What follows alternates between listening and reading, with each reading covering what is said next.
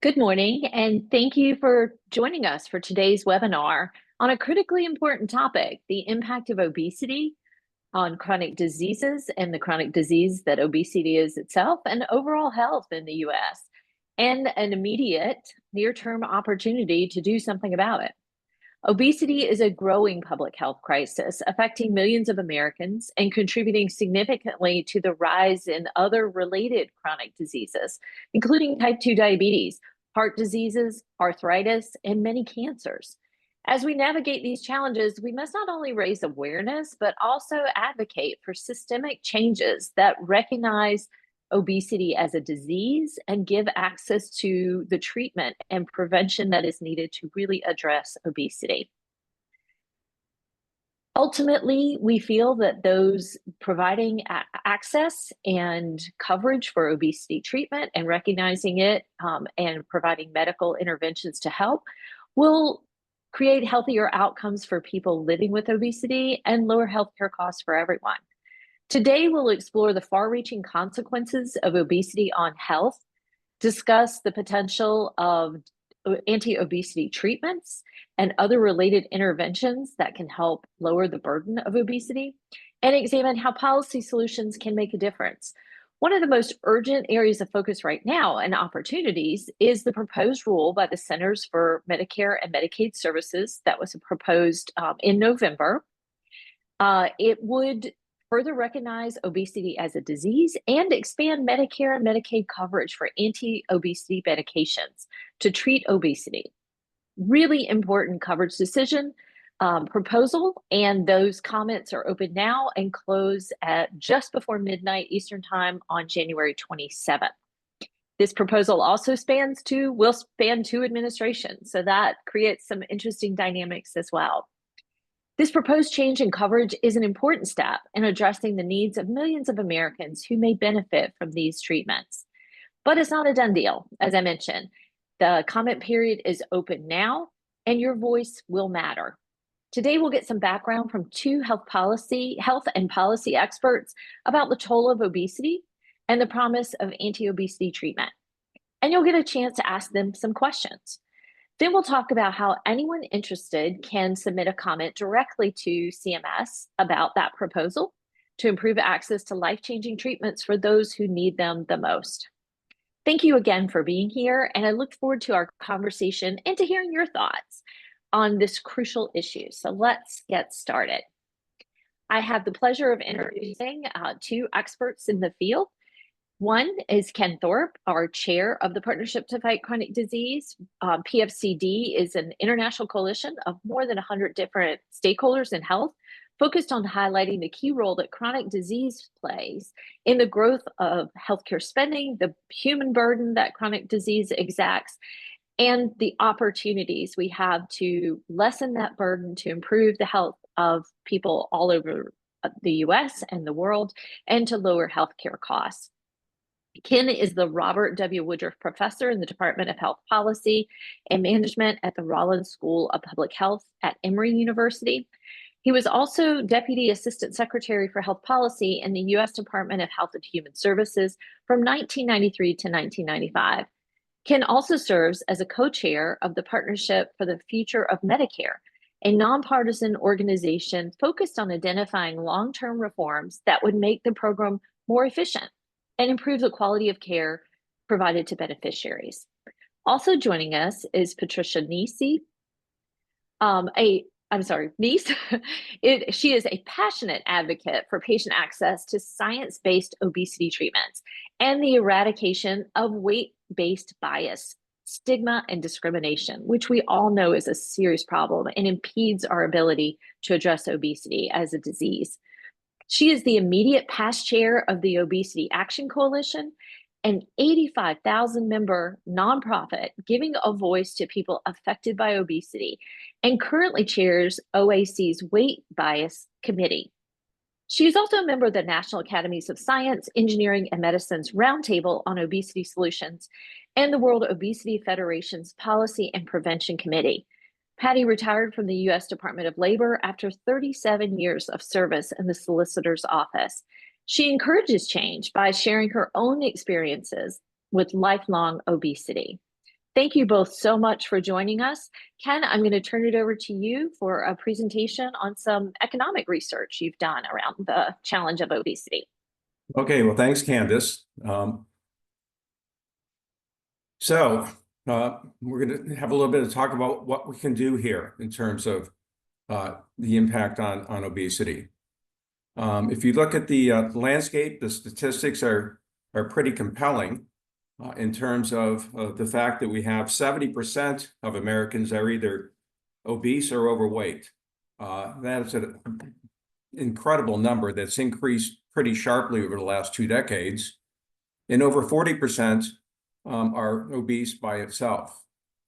The dollar figures associated with it are substantial.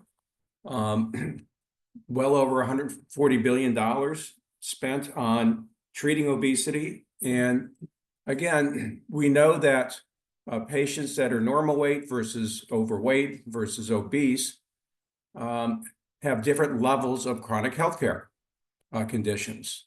So obviously, as weight increases, the prevalence of chronic disease increases, as does spending on healthcare.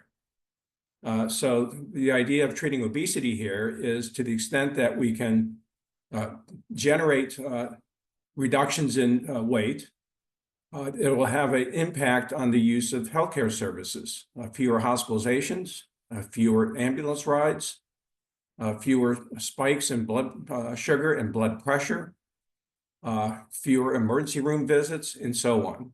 So finding evidence-based interventions that address obesity are really a critical part of what the public policy agenda should be focused on.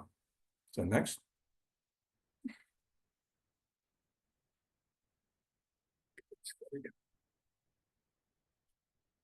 Just trying to get this, see the slides here. So Candace talked a little bit about PFCD. So our group is an organization of over 100 groups, business, labor, patient groups, health plans, healthcare providers that are all focused on the issue of chronic disease. And obesity is a big piece of this. Traditionally, we've looked at ways to prevent the growth in chronic illness, find ways to detect it earlier, and find effective methods to engage and work with patients that have multiple chronic conditions to provide as best healthcare as we can. And as obesity has grown in prevalence over the years, that's a major target of what we focus on. Next.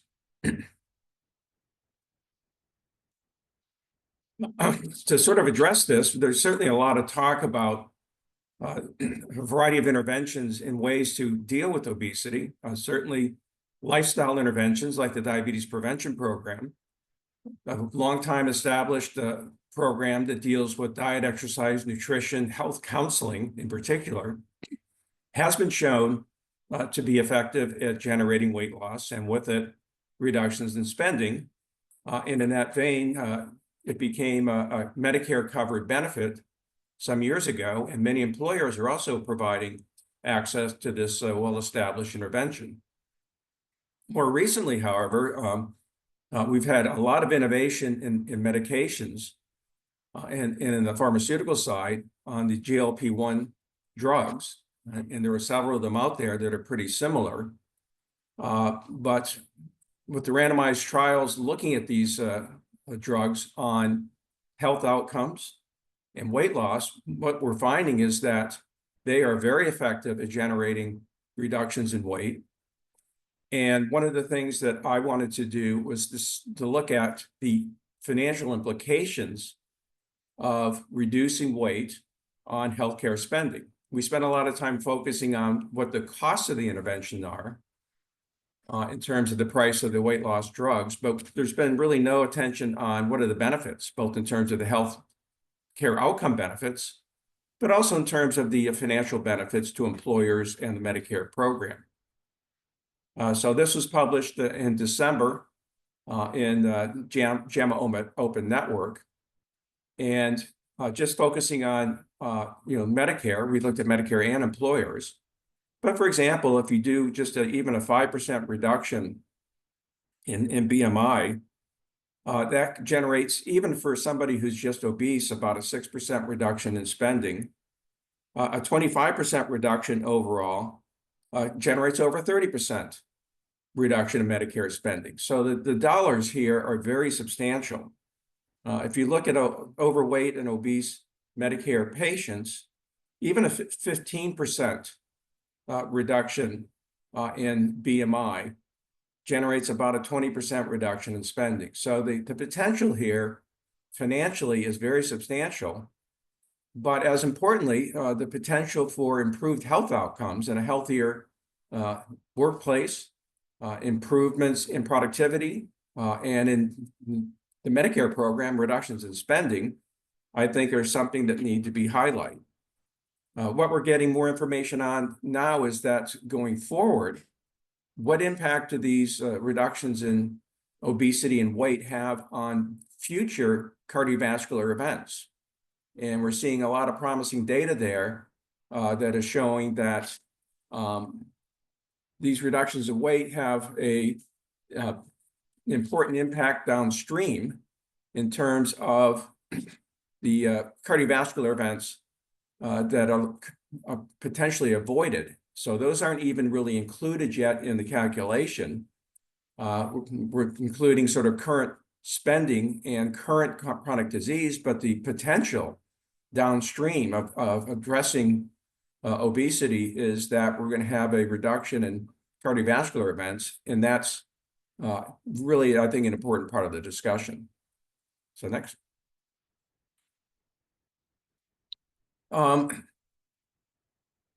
This is just looking at some of the demographics of patients that have a BMI of 25 or and over in terms of the age distribution, income. I always found it kind of interesting that almost 2/3 of Medicare patients that have a BMI of 25 or higher have incomes above 200% of the poverty line, and almost 1/3 are over 400%. So this is something that hits across the income distribution of our population. You can see that in terms of the perceived health status, of just good or fair really dominate these numbers. So this is a population that is in, even by self-reported health, not particularly healthy. And again, I don't want to just focus on the numbers and the financial savings, which are really important, but really looking at the health benefits associated with some of these interventions that address obesity. Next. These are the data for employer-sponsored insurance that just show you the reduction in spending associated with a 10, 15, and 20% reduction in BMI.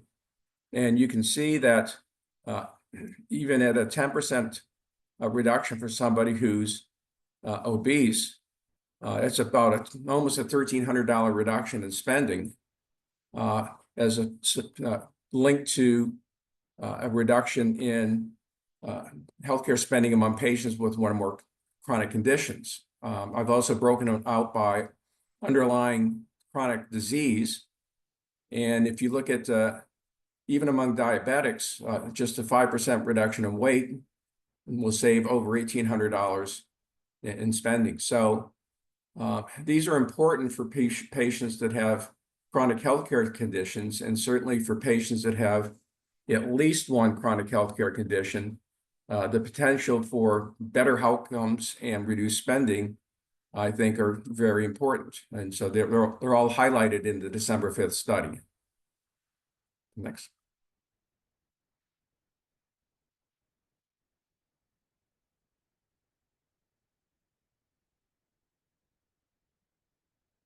So interventions. So what can we do about this? I've mentioned really a couple already, but really on the books, there's sort of three things that we can do at least. Traditionally, we focused on bariatric surgery, which is in the Medicare program to be eligible for, it's very restrictive. And obviously it's a very invasive intervention, but it's proven to be effective, but it really only affects a very limited number of patients to be eligible for it. We've talked about lifestyle programs. I think that's critical in terms of just ongoing savings, just to make sure that we get recurring steadiness and reductions in weight. And we've got some, well-established programs like the Diabetes Prevention Program. There are others out there, but I focus on DPP since it's a covered Medicare benefit and it's increasingly available through private health plans.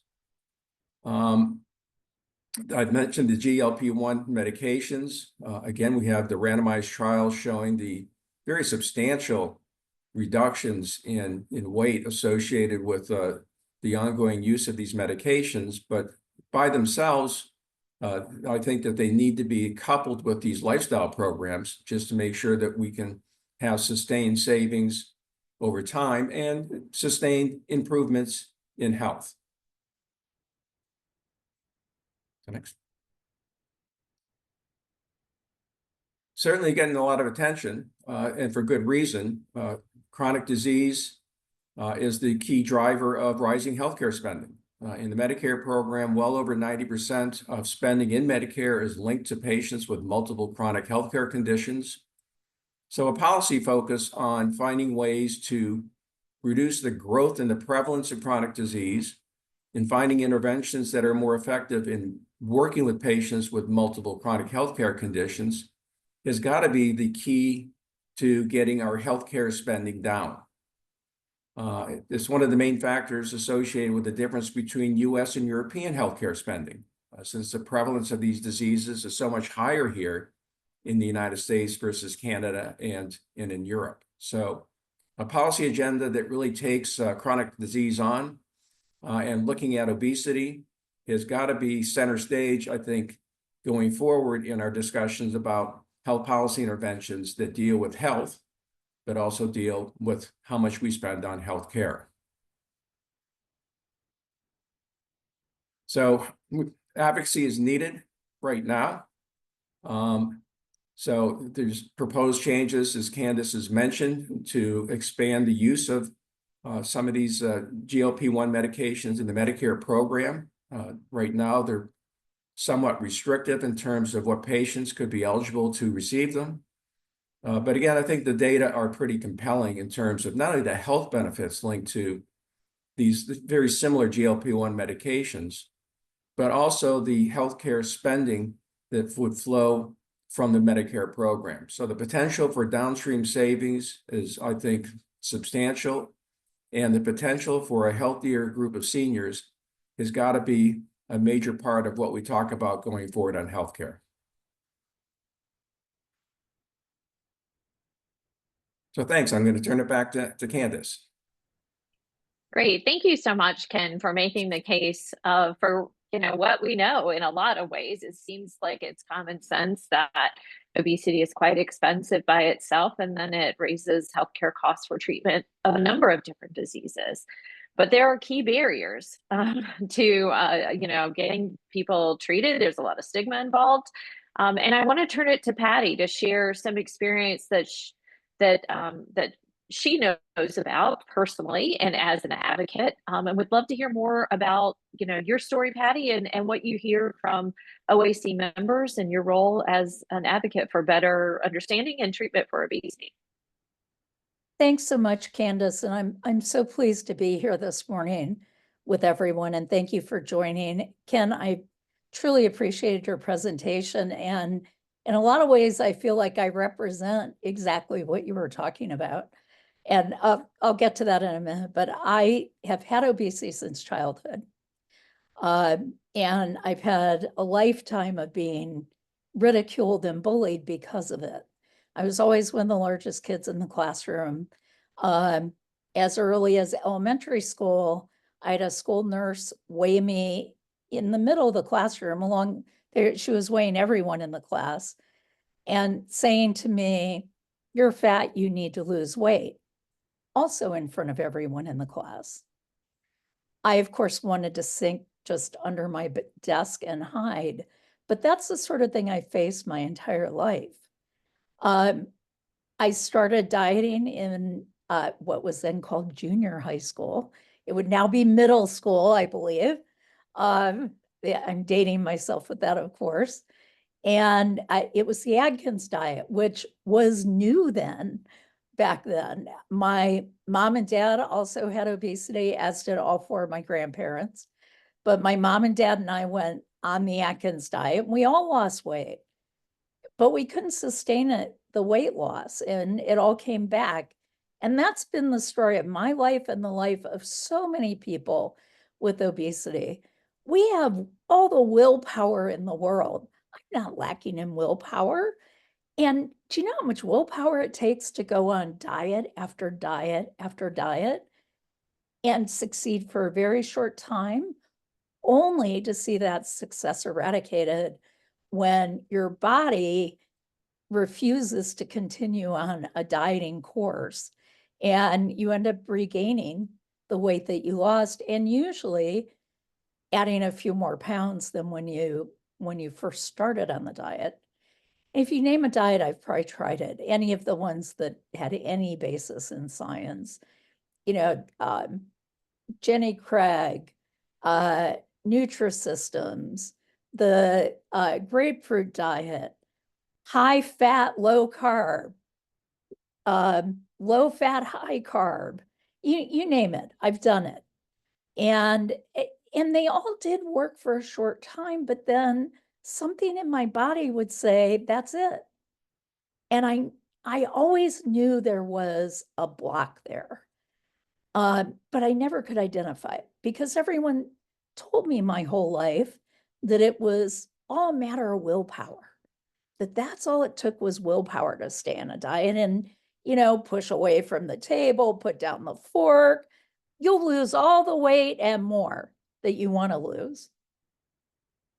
Well, everyone telling me that, from the medical community to friends, family, media, just made me feel more and more ashamed when I could not sustain weight loss. I got to the point that I withdrew from much of what I used to do, and my weight just kept going up as an adult. And I developed severe obesity, which is also typical of someone who has childhood obesity, often develops into obesity in adulthood and severe obesity.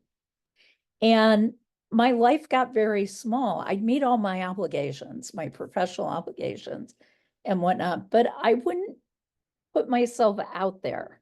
I wouldn't try new things for fear of not fitting into the physical facility, or that new thing might be at, or for fear of being ridiculed and made fun of.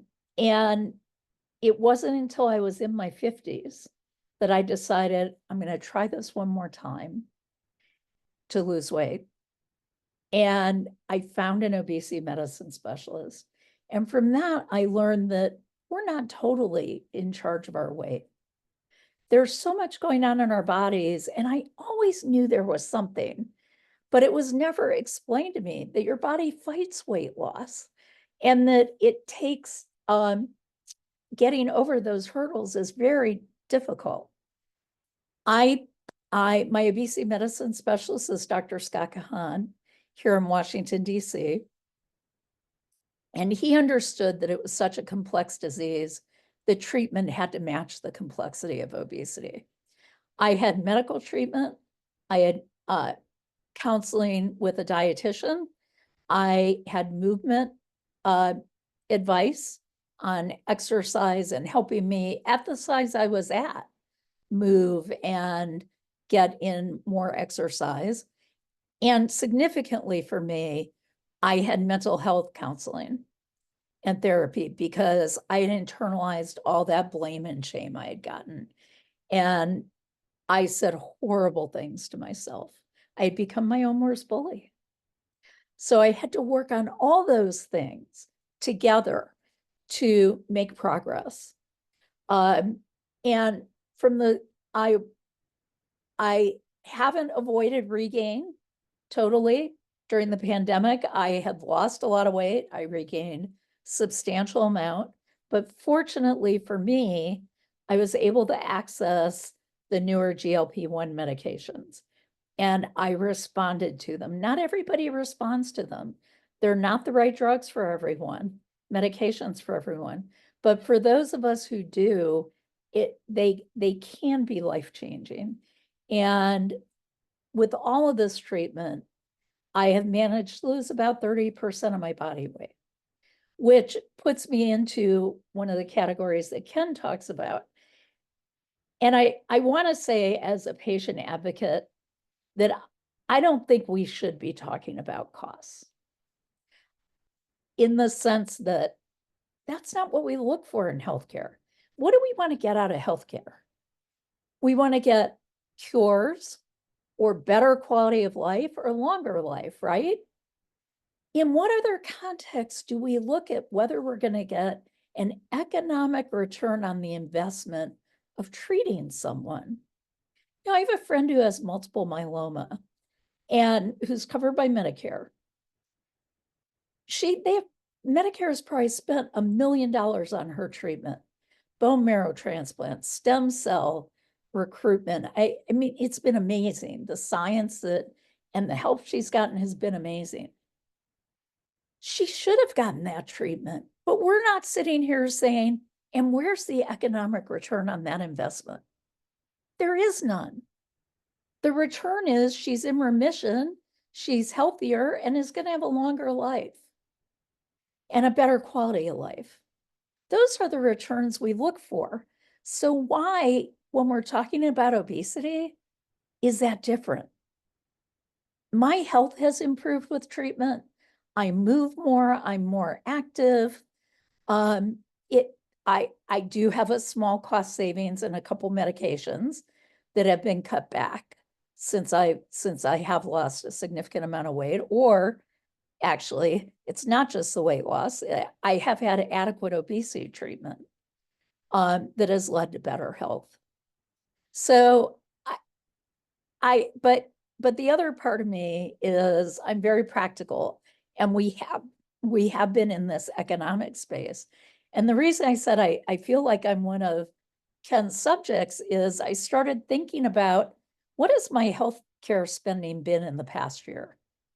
Apart from the money I've spent, and I did pay out of pocket for a while for a GLP-1, which most people cannot afford to do. I was just very lucky that I was. Now my insurance covers it, although it requires a fairly high copay. But I'm able to do it. But I started thinking about what other healthcare I've had this year. I've had very little. I've had a couple of routine appointments. I think I've only had one appointment with the nurse practitioner in my primary care physician's office. That's how much better my health is from having adequate obesity treatment. Can I tell you how much money I saved? Or how much healthcare funds were saved? Not really, but I imagine I probably paid more in insurance premiums than got paid out on my behalf. So and that's different than in the past when I carried more, when my obesity wasn't as well treated as it is today.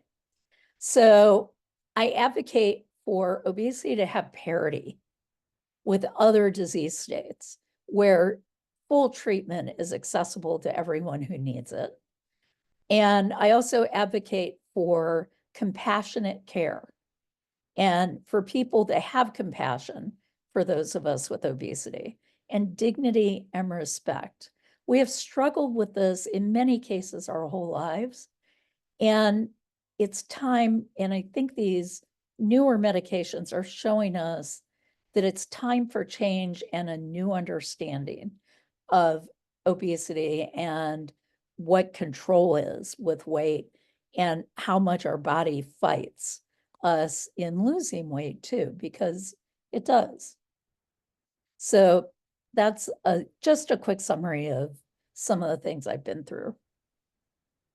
Patty, my heart breaks for what you went through, and particularly in your younger years when you were pretty defenseless when adults are treating you that way. So I'm so sorry, but I appreciate so much you sharing that. so we have a better understanding of how that obesity affects people across the lifespan, really. And it sounds like you're still carrying some of those wounds, but appreciate your Absolutely. advocacy on behalf of others. So hopefully they won't experience that.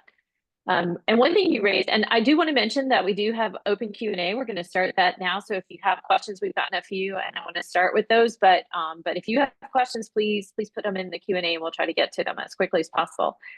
Both of you talked a little bit, but particularly you, Patty, it seems to me about this conflict between the science, what we know now and better about obesity, and the stigma, even from the medical field. And it's that you're not trying hard enough and count calories and exercise more. And you even hear that now in some of the rhetoric in the media and the like. Can you talk a little bit, both of you, about how that we're fighting the stigma with the science that we know now, and we have a better understanding of obesity, and how overcoming that may help us to move forward and generate some of those savings that Ken talked about, and allow people with obesity to live more freely and with less impairment. Patty, do you mind starting? Sure. It's a tough road to climb, tough hill to climb. Because so many sources for so many years, including the medical community, as you point out, Candace, have said that if you just move more and eat less, your health will improve, you'll lose weight. And we hear that everywhere. We hear it in the media, we hear it from the diet industry that counts on people believing that. And I think the way around it is education. And I'd encourage people to talk to their close relatives or friends about their experiences with diets if they have obesity and what has helped. And I think invariably you're going to hear that nothing has helped, that it takes more than just being told to eat less and move more. And I think the only way we get around this is education. And I do think one thing the newer drugs is showing is how important biology is because the drugs are addressing biology, right? And I think that's important to understanding that that weight isn't totally within someone's personal control.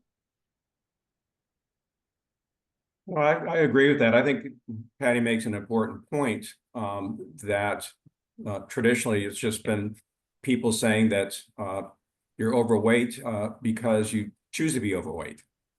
And obviously with the AMA coming out some years ago, categorizing obesity as a condition, as a medical condition, was important because it does and should put it on par with other types of medical conditions that are outside of people's control. And I think that that's an important part of this. And to her point, that's where the GLPs have come in and really starting to understand the science underneath this to deal with some of the factors that affect overweight and obesity. So it should be on par with every other, what I'd call chronic healthcare condition and disease, and it should be considered as such. And I think as the science continues to progress, and we do a better job of educating the public on this, we'll have a much better understanding of the treatments and interventions that are most successful to address this problem. And the science is progressing. It's just taking time. And in fact, the Lancet just had a commission that just published an article. And honestly, I've not had time to read every piece of it, but part of it talks about how, the science is still evolving. It's still evolving. I think one of the reasons we're behind in the science here related to obesity is because of the stigma and bias people hold, that, it's just a simple matter when it's anything but. And some of it is the way we talk about obesity and people with obesity. And one question we got, Patty, was, can you talk about how using people first language really can help to reduce that weight bias and the stigma that people with obesity face? Yeah, I think we all know that language matters, right? We hear that a lot, and it's true. It does matter. So what we suggest to people is that they use what's called people first language. In other words, you separate the person from the disease state. So you say people with obesity rather than obese people. We don't say cancerous people, for instance. That would be wrong, right? We say people with cancer, and it's putting the person first. So we always encourage people to say people with obesity, people who have obesity, that sort of phrasing. And it really is important because it humanizes those of us with obesity. And frankly, so much of the stigma and bias and discrimination we face is dehumanizing. For instance, all the images in media that you see that are headless. That's headless people. We call them butts and belly shots, right? You just see a big belly, a big butt. That's all you see. There's no head associated with that. And that research has shown too, but common sense tells us that's dehumanizing. And it's telling people in larger bodies, you need to be ashamed. We're not even going to show your whole body, your whole face, because we don't want anybody to identify you. So all these things contribute, but it does, people first language does help with moving the needle towards an understanding of obesity as a medical condition. Thank you for sharing that. And it's so, like you said, words matter so much. And we know the stigma is great. So we want to be supportive there as well. Ken, your economic modeling shows that a lot of the savings are really higher with people living with more severe obesity, class 2 obesity, but also many co-occurring chronic conditions, type 2 diabetes and the like. Do you mind talking about that a little bit, and how obesity is often part of a constellation of multiple chronic conditions, and how the severity of obesity factors into the opportunity to generate, better health outcomes and savings? Well, sure. Our data show that as body mass index rises, the likelihood that you have 1, 2, 3, 4, 5 or more chronic health conditions also goes up.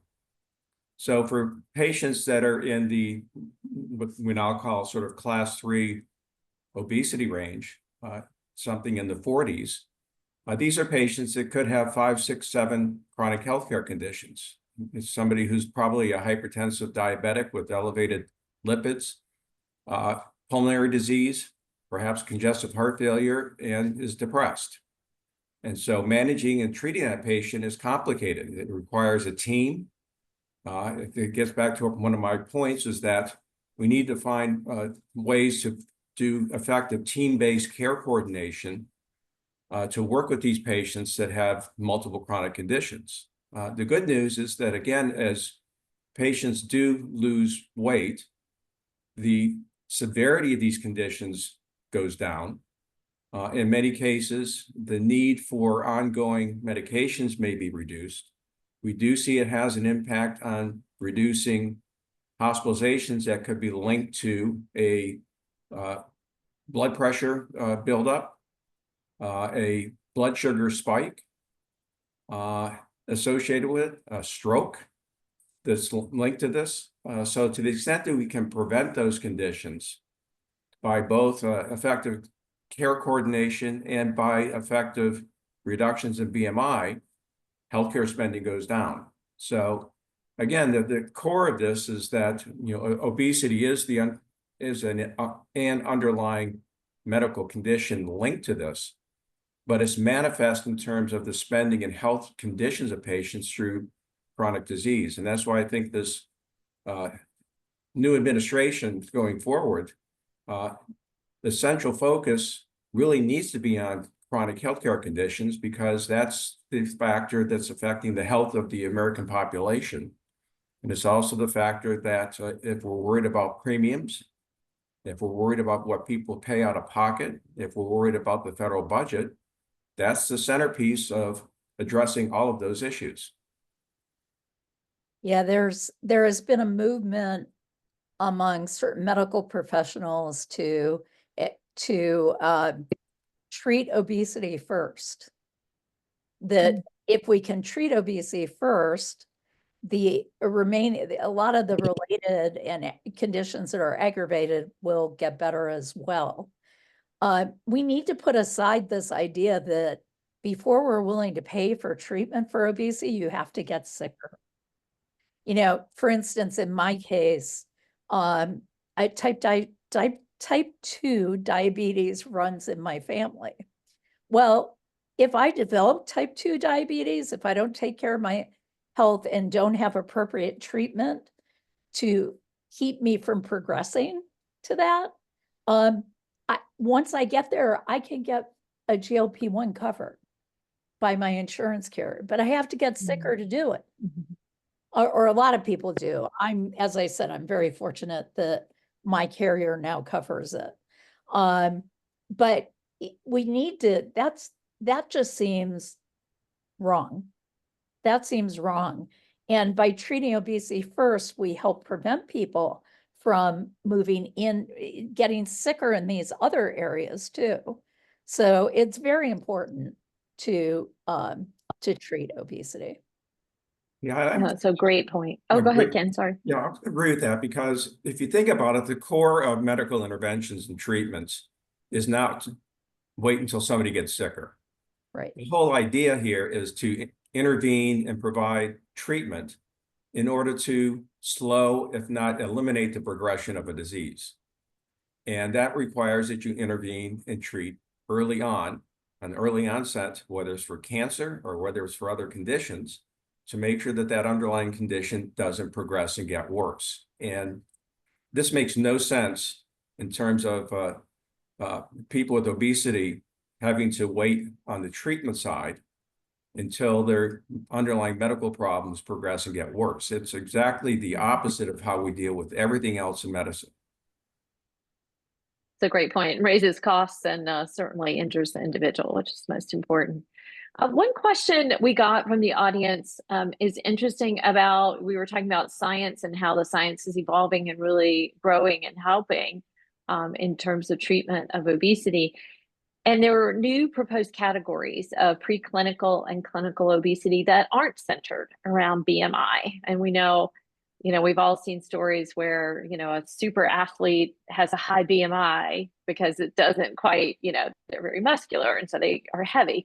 And that pushes back against that narrative. But the question revolves around how those new potential guidelines and how we look at obesity, how that might help in terms of reducing stigma and improving treatment and coverage. I'm not sure if either of you are familiar with those, but thought I would put that out there and see what you thought. That's the Lancet Commission article that just came out this week that I haven't had a chance to read all of that I mentioned before. But I think I've always been troubled by BMI. I thought it's very judgmental and isn't really all that helpful. It might work for screening somebody for obesity, but beyond that, I think it isn't it's not an adequate measure. In addition to the muscle builders, the bodybuilders that you mentioned, there are also problems with applying the traditional BMI tables to different ethnic groups and racial groups. So there are a lot of different problems with BMI, but I could see that one way I could see the preclinical and clinical obesity stages. One way I could see them being used is that is about treatment. What treatment will be paid for if you're in preclinical obesity? You might not have as many treatments paid for, which again plays back into, so we'll let you get worse, perhaps, and then we'll pay for treatment. But I think it remains to be seen how those categories play out. It's early days. It's early. I understand. And Ken, I understand your study really is used BMI because that's what's widely reported, but it's not Right. limited to BMI in terms Right. of the opportunity. Right. And I think, BMI has always been a proxy because we do know that there is an association of higher BMI and higher healthcare spending and higher chronic disease, but it's only a proxy. And I think where the science is moving is trying to understand what are the underlying metabolic issues associated with excess weight and for patients with obesity that cause the underlying chronic healthcare conditions. So we need more work in this area in terms of really understanding the science. Perhaps we can come up with a better clinical metric that identifies patients at risk and identifying appropriate interventions. We're certainly doing that in terms of the evolving science of pharmacoeconomics and pharmacogenetics, of really understanding how differences in patients' underlying genetics and underlying metabolisms affect how patients respond to medications. And so I think one of the important things that science has taught us is that there's not an average patient, that patients respond very differently to medications. And we need to have, for example, thinking about rethinking how we do health insurance benefits to make note that this isn't the 1960s where we sort of are basing this on the average patient, that we can do a much better job of matching interventions and treatments to patients based on clinical and scientific information that we can get. And it's all due to the underlying innovation and research that's going on largely in the pharma industry. One other question that we got, and then I want to take a couple minutes to share some, show how easy it is to provide comments if for folks who are interested. The question we got was, what help is out there for low-income families? Because we know that many people in different socioeconomic statuses are disproportionately affected by obesity. And Patty, you mentioned that you feel very blessed to have, coverage. Many people do not. And so there are low-income families, uninsured or underinsured, also folks on Medicaid who don't have access to treatment today. Are there other means for help there? And if you could speak to how this rule might change that access as well.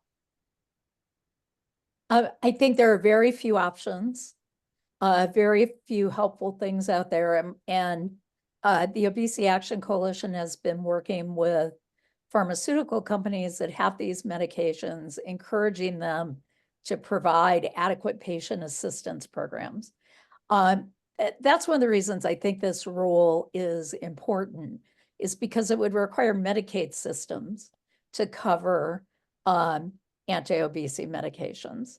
And that would be the biggest help, I think, to people who are uninsured and underinsured. Healthcare shouldn't come down to luck. It just shouldn't. We as a society should have pride in helping people with healthcare. And one step towards that would be getting the rule approved so that Medicaid programs covered medications for obesity. And Ken, what's the spillover effect if this rule were enacted? Would we see more coverage like in the healthcare exchanges maybe, or private sector plans? I would think so. I think as the data become evident that we're not just focusing on what the underlying cost of the treatment is, that we're looking at the healthcare benefits and the bottom line benefits associated with the savings. So I think that discussion has to continue to progress and get better well publicized.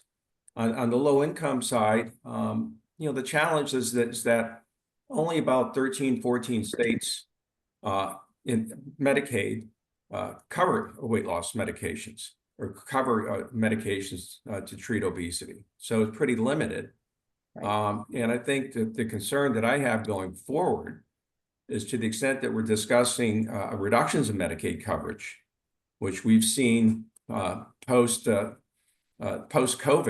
where states were really required to have continuous enrollment of Medicaid patients. Well, that's now gone away, and we've seen a pretty sharp reduction of Medicaid coverage.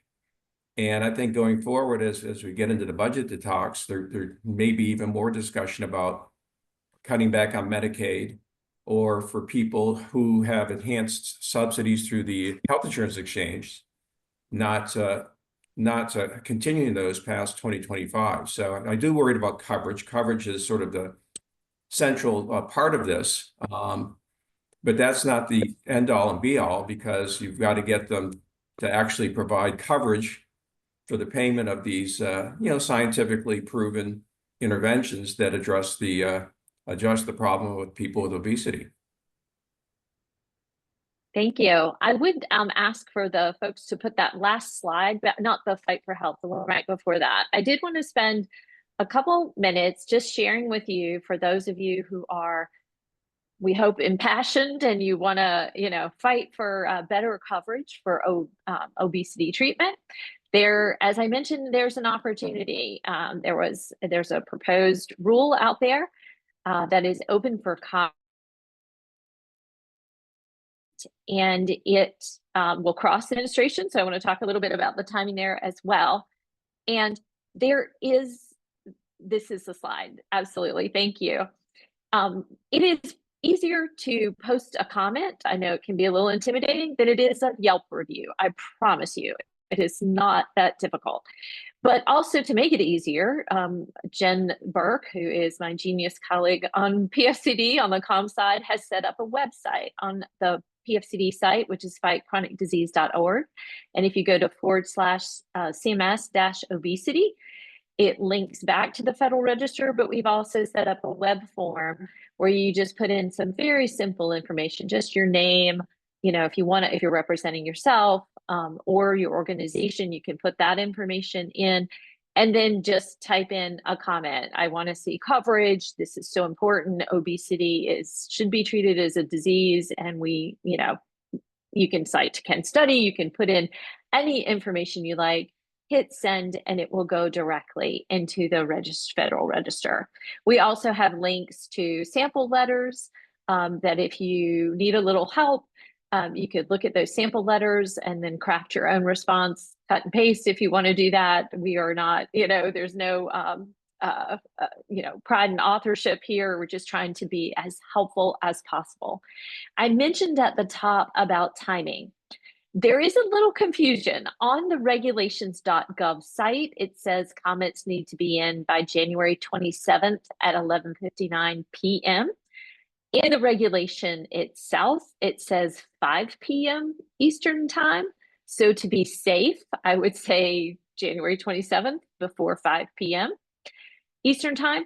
But also keep in mind, we've got a change in administration. The inauguration is on Monday, and we don't know if there may be a freeze on all open regulations. We're not quite sure. So it is a long weekend. We encourage you to take 5 minutes and go in today and file a comment.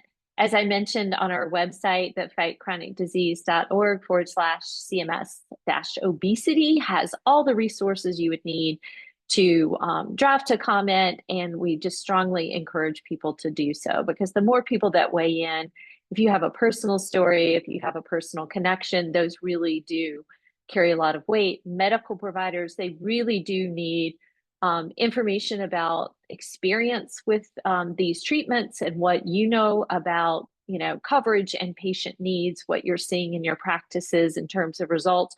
All that information is critically important as well.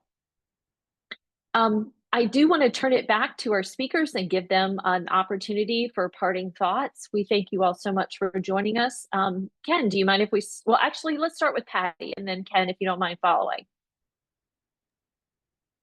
Thanks, Candace. And again, thank you for inviting me. I've enjoyed discussing things this morning.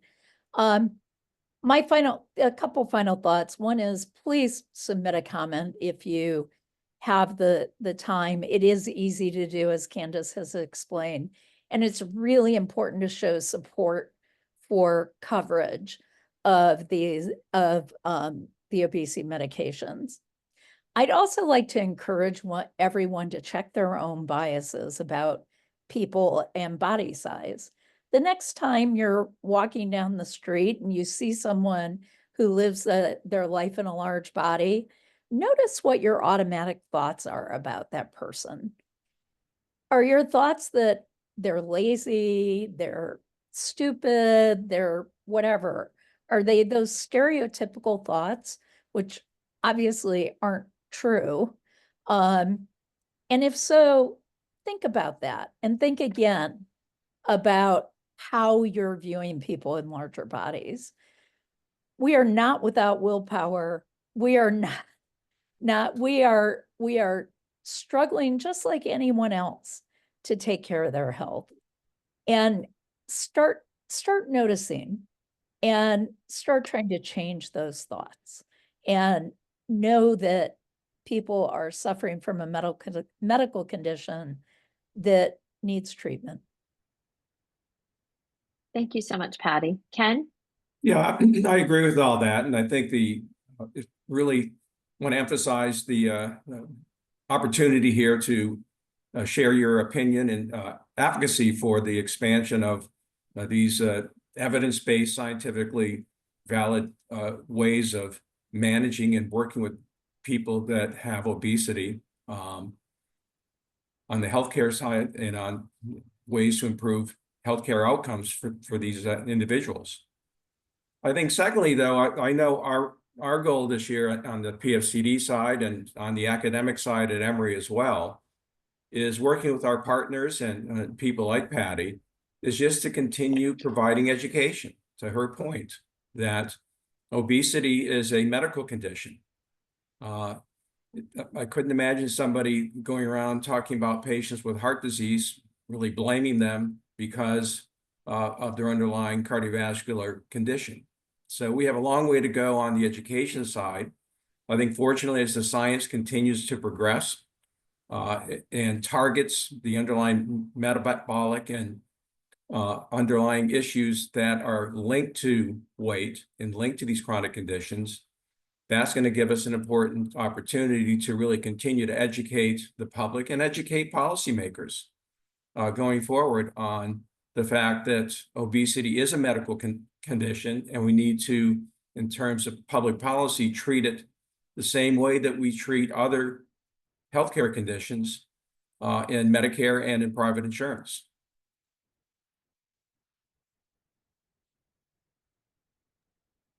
Great. Thank you so much. And thank you to our audience for joining as well. Together, we really feel strongly that we can help shape the future of obesity care in the US. And there's a near-term opportunity, as we've talked about today, to ensure that policies are in place that give people access and coverage to the treatment that they need and help address some of these serious stigmas that have stood in the way and help fuel the obesity epidemic in America. I urge you to take action. As I mentioned, the site is open. It's ready for comments. It's pretty straightforward. Please visit the fightchronicdisease.org/CMS-obesity site and get your comments in.